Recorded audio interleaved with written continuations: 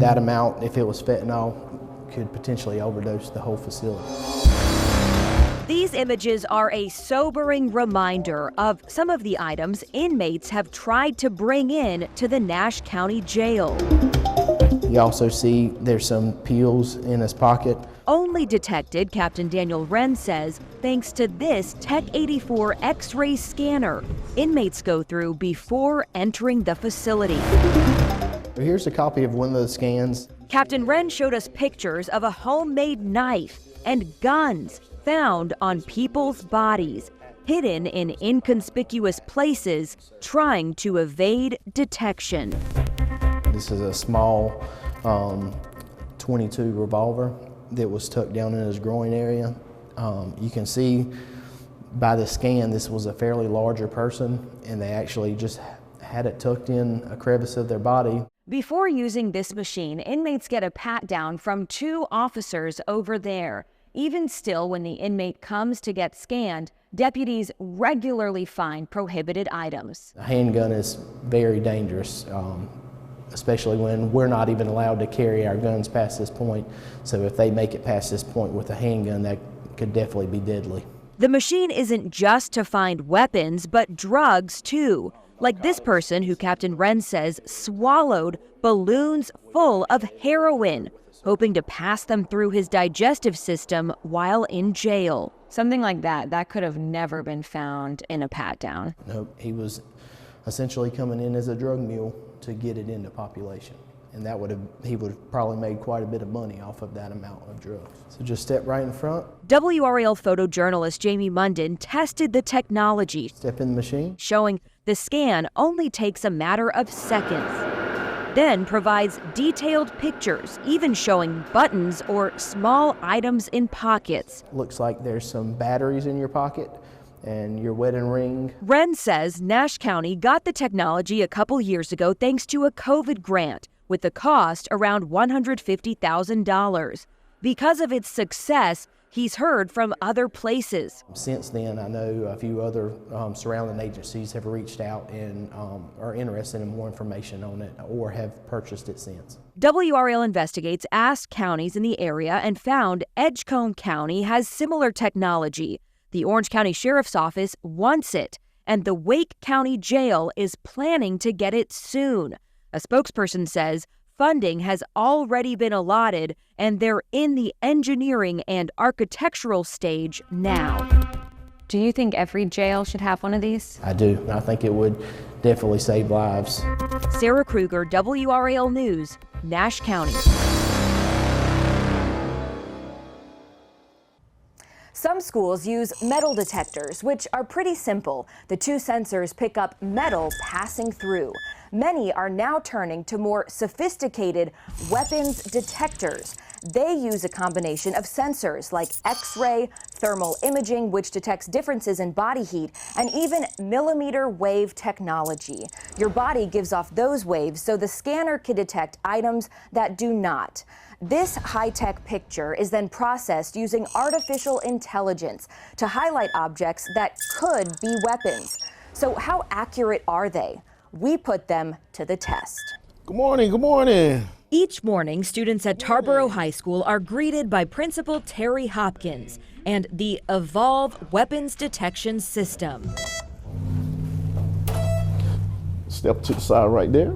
If the system detects something, School Resource Officer Ricky Dozier is alerted to where the device may be and checks.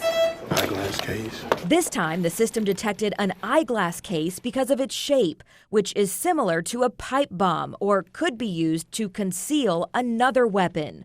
Once the check is done, students go on their way. Have a great day. You too. WRAL Investigates reached out to several school systems in our area asking to test the accuracy of the Evolve system. Edgecombe County is the only one that agreed. What we're doing here is working for us. We gathered several items, some clearly weapons like knives and others like a glue gun because of its shape. And with the full cooperation of the school and the sheriff's office, walked through the system with items in backpacks, pockets, and socks. You see how it's dragging right along with that leg? Showing an object down by your ankle there. You have anything on you? All right. We have a chisel here. All right, here we go. We brought in weapons and things that look like weapons to test the sensitivity. I have scissors here. Oh, we're doing some carpentry today. Stapler. I have a glue gun, so it's certainly the shape of what the AI is supposed to detect. The system didn't flag the glue gun.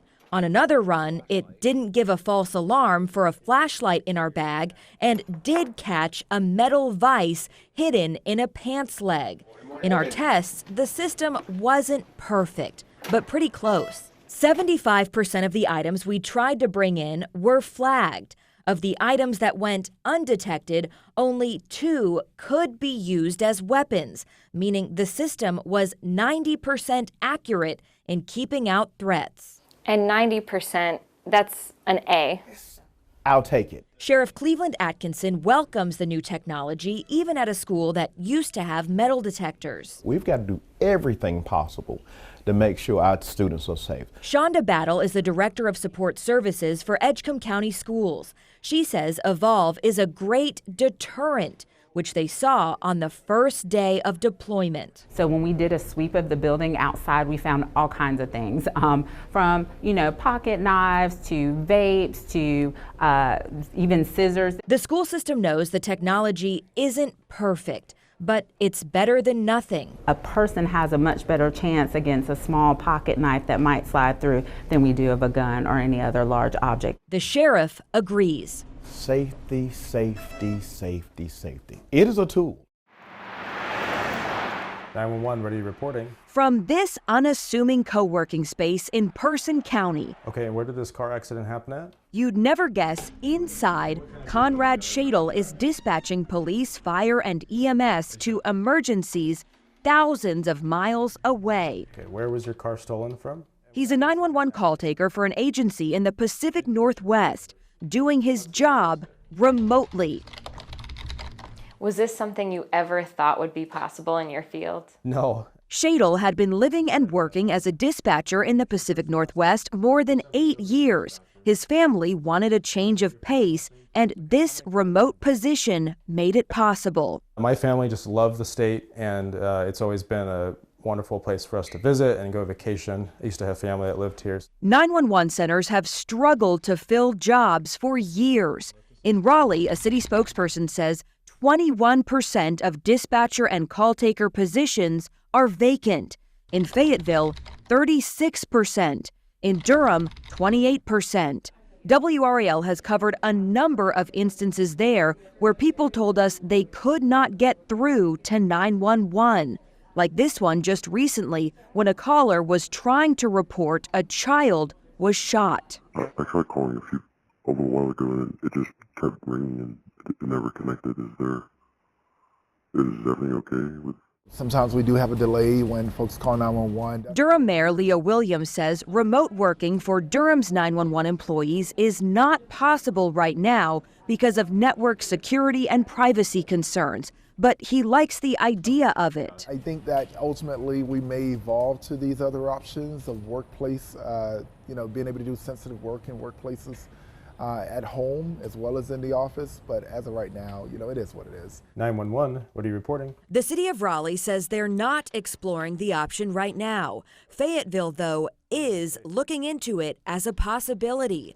Shadle can't recommend it enough. If anything changes, call us back on 911. Do you think this is a setup that every agency should be considering? Yes, I really think this is the next step in this industry. Shadle ultimately plans to work from home once he has internet set up in his new house. He says when he takes a call, there is no delay in terms of answer time or dispatch time. The 911 callers have no idea they're talking to someone so far away. Sarah Kruger, WRAL News.